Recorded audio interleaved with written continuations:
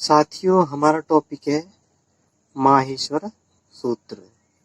तो माहेश्वर सूत्र से ही पता चलता है कि ये सूत्र भगवान शिव ने दिए थे। भगवान शिव की डमरू से उत्पन्न हुए थे, यानी कि ढक्कन से, और पाणिनि ने इनको सुना था। भगवान शिव ने 14 बार डमरू बजाए थे, इसलिए इनको 14 माहेश्वर सूत्र कहते हैं। इन 14 माहेश्वर सूत्रों को पढ़ते हैं। हम इनका उच्चारण 2 बार करेंगे प्रत्येक का। तो पहला माहेश्वर सूत्र है। पहली बार बजाया तो क्या वर्ण निकले? अ ई ऊण, अ ई ऊण। फिर दूसरी बार बजाया तो रील री क, रील री क। फिर तीसरी बार बजाया तो ए ओ ण, ए ओ ण। चौथी बार में ऐ औ च, ऐ औ च। तो 1 से 4 तक हमारे स्वर हो गए। 5वीं बार बजाया तो ह य बरट, हय बरट। 6ठी बार में लण, लण। 7वीं बार में सब अनुनासिक ध्वनियां दे दी उन्होंने। 7वें में अनुनासिक ध्वनियां दे दी। यमण, यमण नमम, नमम, यमण ननम, यमण ननम। 7वें में है यमण ननम।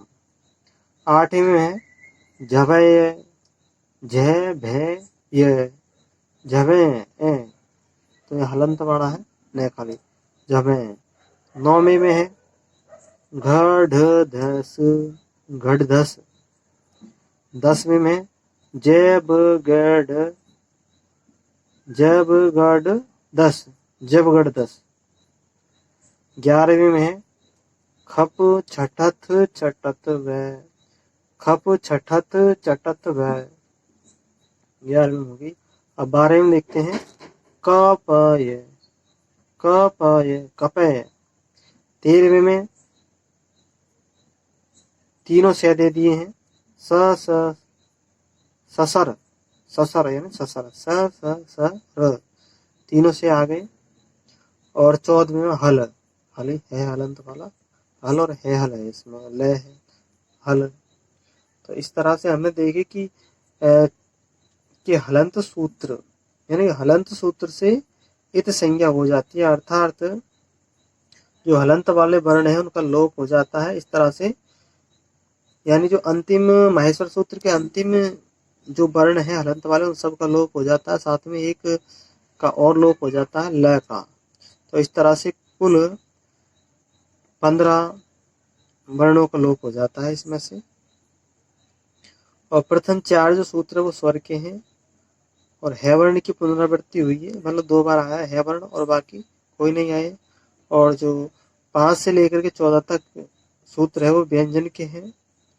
और जो इत संज्ञक है, यानी जिस वर्ण का लोप हुआ है वो 2 बार आया है ण, यानी कि तैतल बार वाला ण आया है। तो साथियों, इस तरह से हमारे 14 माहेश्वर सूत्र पूरे हो गए, और इन्हीं के आधार पर प्रत्याहार बढ़ते हैं। तो प्रत्याहार हम अगले वीडियो में बनाएंगे, किस तरह से प्रत्याहार बढ़ते हैं। तो हम इसी में ही आपको प्रत्याहार भी बता देंगे, अगले में नहीं बताएंगे। ठीक है साथियों, अब हम देखते हैं प्रत्याहार। तो प्रत्याहारों की संख्या। तो सबसे पहले हमें प्रत्याहार का जो परिभाषा है वो है आदि रत्येन सहिता, अर्थात आरंभ से लेकर के अंतिम वर्ण को शामिल करके प्रत्याहार बनाते हैं, तथा जितने भी हलंत वर्ण हैं उनका हम लोप कर देते हैं। तो इस तरह से हम कितने भी प्रत्याहार बना सकते हैं। तो कुल प्रत्याहारों की संख्या 44 बताई गई है, और पाणिनि ने अपनी अष्टाध्यायी में इनको प्रकाशित किया था सबसे पहले, क्योंकि पाणिनि ने सुना था और इनको सूत्र में पिरो दिया था, और इनको सूत्रकार भी कहते हैं पाणिनि को। और जो प्रयोग में लिए जाते हैं वो 42 माहेश्वर सूत्रों का प्रयोग, प्रत्याहारों का प्रयोग किया जाता है। और लघु सिद्धांत कौमुदी वरदराज आचार्य ने लिखी थी और इन्होंने 42 प्रत्याहार बनाए हैं। 2 प्रत्याहार थे र और नम, इनको शामिल नहीं किया। अब पाणिनि के अनुसार प्रथम प्रत्याहार था अण और अंतिम प्रत्याहार र था, और लघु सिद्धांत कौमुदी के अनुसार झल अंतिम प्रत्याहार था। तो साथियों इसमें क्या करते हैं कि जैसे हमें अक प्रत्याहार बनाना है, अक, तो अक प्रत्याहार बनाने के लिए हम यहाँ से शुरू करते हैं। देखो अक प्रत्याहार पहला अक्षर अ है, अंतिम अक्षर क है, तो हम देखते हैं कि अ से शुरू चलते क्या तक, तो ए ई ओ री री, क्योंकि क और न हलंत वाले इनका लोप हो जाता है इसलिए इनको शामिल नहीं करते, तो 5 ही आएंगे। फिर इस तरह से हम अगले में चलते हैं अण प्रत्याहार, तो अण प्रत्याहार में ए ई उ, तो हम देखते हैं कि माहेश्वर सूत्र में कहाँ है अ ई उ, यानी कि अण है तो ण तक चलेंगे, तो ण तक में ण का लोप हो जाएगा, बचेंगे कितने 3 वर्ण। तो इस तरह से हम कितने भी प्रत्याहार बना सकते हैं, अंतिम को लेकर के यानी शुरू से लेकर के अंतिम तक के वर्णों को शामिल करते हैं, और जो लोप होने वाले होते हैं हलंत वाले उनको शामिल नहीं करती है।